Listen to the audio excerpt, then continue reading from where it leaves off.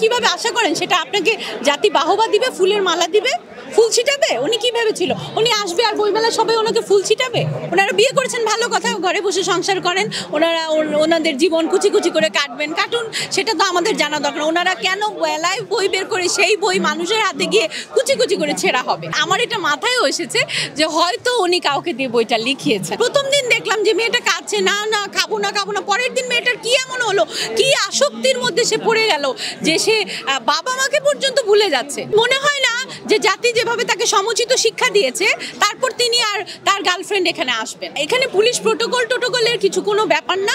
ওনারা, আমার মনে হয় এরপরে ওনাদের বোরকা পরে আসা উচিত। একটা পাগলও ঢুকে যেতে পারে বইমেলায়, টোকাই ঢুকে যেতে পারে, নর্মাল মানুষ ঢুকে যেতে পারে, কিন্তু কথা হচ্ছে যে ওনার জন্য যদি মেলার পরিবেশটা নষ্ট হয় এবং উনি যদি সমাজে বিষ ছড়ায়, সেটা যদি সমাজের ক্যান্সার হয়, বিস্ফোরা হয়, সেটা তো হওয়া উচিত না। সমাজে যেটা ক্যান্সার, যেটা নেগেটিভ জিনিস ছড়ায়, সেটাকে আমি কখনো প্রশ্রয় দেই না। লোকটার মনে হয়েছে যে তিনি ভাইরাল, তার একটা বই বের করা দরকার। আমার দেশের মানুষের স্বার্থ যেখানে হানি হয় সেখানে আমি কোনোদিনই তার পক্ষে না। দেখেন, ওনার নামটা খন্দকার মুশতাক।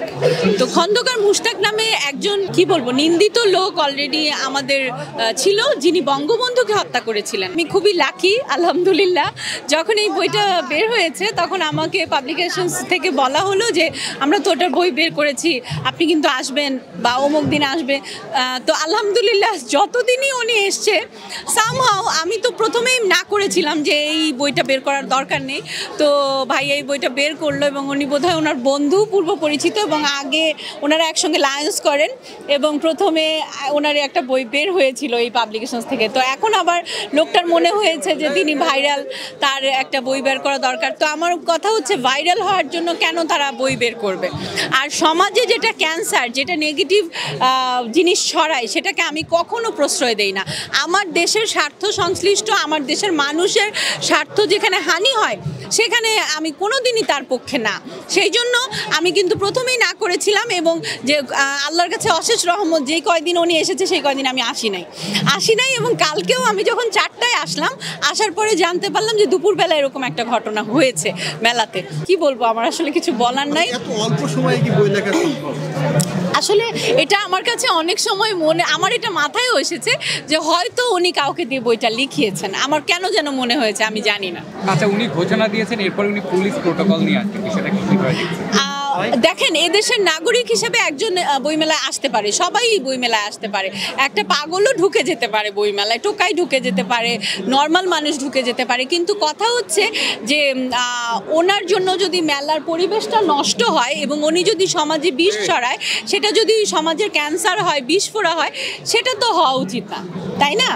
সেটা তো সেই বিষ তো ছড়ানোর রাইট ওনাকে কেউ দেয় নাই, ঠিক না? ওনারা বিয়ে করেছেন ভালো কথা, ঘরে বসে সংসার করেন, ওনারা ওনাদের জীবন কুচি কুচি করে কাটবেন, কাটুন, সেটা তো আমাদের জানা দরকার। ওনারা কেন বেলায় বই বের করে সেই বই মানুষের হাতে গিয়ে কুচি কুচি করে ছেঁড়া হবে?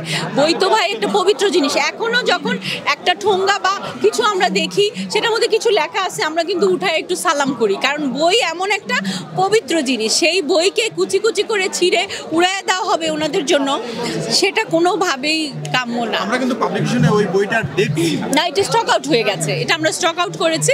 সো আপনারা এটা আর দেখবেন না, আপনারা নিশ্চিন্তে থাকেন। তবে প্রথমে যখন আমি মিজান ভাইকে কথাটা বলেছিলাম যে এটা বের করতে না, সেটা করলে উনি ভালো করতেন। আচ্ছা, হয়তো বুঝতে পারেন নাই। জেনারেশনকে কি ধরনের মেসেজ দিচ্ছে এই বিষয়ে? ইয়াং জেনারেশন, শোনেন, আপনি আপনার ভাই বোন, ছেলে মেয়ে কেন স্কুলে পাঠাবেন, কেন কলেজে পাঠাবেন, কোচিংয়ে পাঠাবেন? সেখানে যারা লগ্নি করে তারা যদি আপনার বাচ্চাকে বিপথে নিয়ে যায়, বিয়ে করে ফেলে, সেটা নিশ্চয়ই কারোই কাম্য না। আমরা ছোটবেলায় দেখতাম যে স্কুল কলেজে গিয়ে মানুষ ভালো কিছু শিখে এবং তারা পালিয়ে গেলে কত কষ্ট পায়, সবাই ফ্যামিলির মানুষ কত কষ্ট পায়। এখন যখন আপনার প্রথম দিন দেখলাম যে মেয়েটা কাঁদছে, না না খাবো না খাবো না, পরের দিন মেয়েটার কি এমন হলো, কি আসক্তির মধ্যে সে পড়ে গেল যে সে বাবা মাকে পর্যন্ত ভুলে যাচ্ছে, বাবা মাকে রেখে সে চলে যাচ্ছে। ভাই, বাবা মার যে বড় তো পৃথিবীতে কিছু নাই, তাই না? তো সেই বাবা মাকেও তার দরকার নাই, তার ওনাকেই দরকার। তো ওনাকে দরকার, ওনাকে নিয়ে উনি বাসায় থাকুন, মেলার পরিবেশ যেন নষ্ট করতে না আসে। কালকে যে পরিবেশ নষ্ট হয়েছে, উনি আবার আসলে তো আবার হবার সম্ভাবনা আছে না? আমার মনে হয় না যে জাতি যেভাবে তাকে সমুচিত শিক্ষা দিয়েছে তারপর তিনি আর তার গার্লফ্রেন্ড এখানে আসবেন। উনি তো ঘোষণা দিয়েছেন যে উনি পুলিশ প্রোটোকলে আসবেন। না, এখানে পুলিশ টোটোকলের কিছু কোনো ব্যাপার না। ওনারা, আমার মনে হয় এরপরে ওনাদের বোরকা পরে আসা উচিত। আচ্ছা আপু, একটা বিষয় নিয়ে একটু জানতে চাইবো, সেটা হলো যে অনেকে বলছেন যে তারা তো আসলে বিয়ে করেছেন, তারা রিলেশন করছেন না, অসম বিয়ে। না ঠিক আছে, বিয়ে একটা পবিত্র ব্যাপার। অনেকে নামেদের সাথে তুলনা করছেন। দেখেন ওনার নামটা খন্দকার মুশতাক।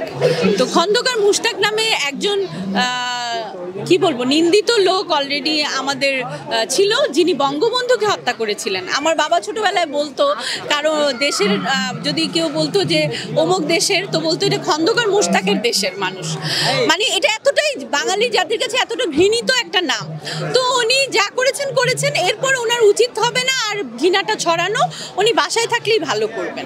আর যদি মেলায় আসতে হয় ওনারা যেন বোরকা পরে আসেন, মেলার পরিবেশটা আল্লাহর হস্তে যেন নষ্ট না করেন। কালকে আমাদের স্টলের সামনে যে অবস্থা হয়েছে এটা অবর্ণনীয়, এবং এটা ভাই এরকম করলে তো মানুষ ভয় পাবে, মেলায় আসতে চাবে না। কেন ওনারা এটা করবেন?